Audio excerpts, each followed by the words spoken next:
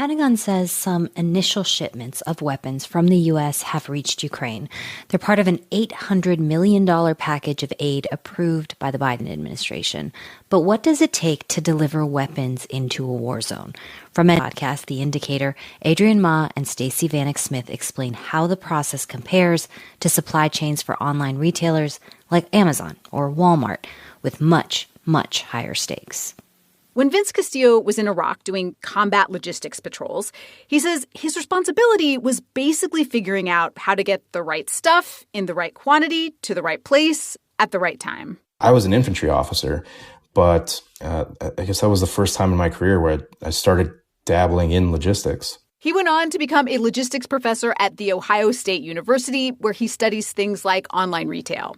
Vince says the e-commerce supply chain provides a rough analogy for understanding how weapons are making their way into Ukraine.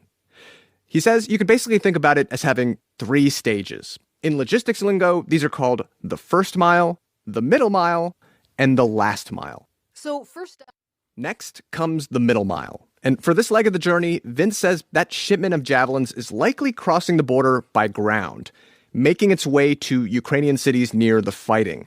Any information about the timing and location of shipments, it's all going to be classified to the maximum extent possible. When Vince was in Iraq, he says the shipments he escorted were these miles-long caravans of vehicles. Convoys. In other words, a huge target for Russian tanks, planes, and helicopters. So ideally, you want to break it down into smaller shipments. Smaller convoys are a little bit more agile.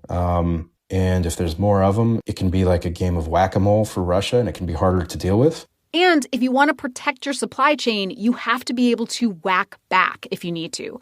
Vince says this can be done by positioning armed soldiers along a route, soldiers who have... Of course, avoiding a firefight can also be good.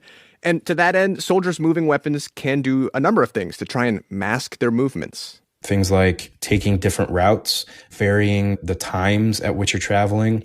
Most of these convoys will likely be moving at night. And this cargo still has to complete the final mile of our supply chain. That final mile in the military combat zone is where the goods are going to reach the soldiers who are actually going to be using them. This process is usually one of the most precarious because that's where you're closest to active combat.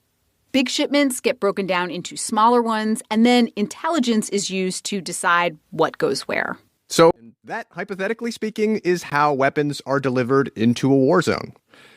But as this conflict drags on, there is a lingering question. Will it be enough? Or to put it in logistics terms, will enough of the right equipment get to the right place, into the right hands, in time?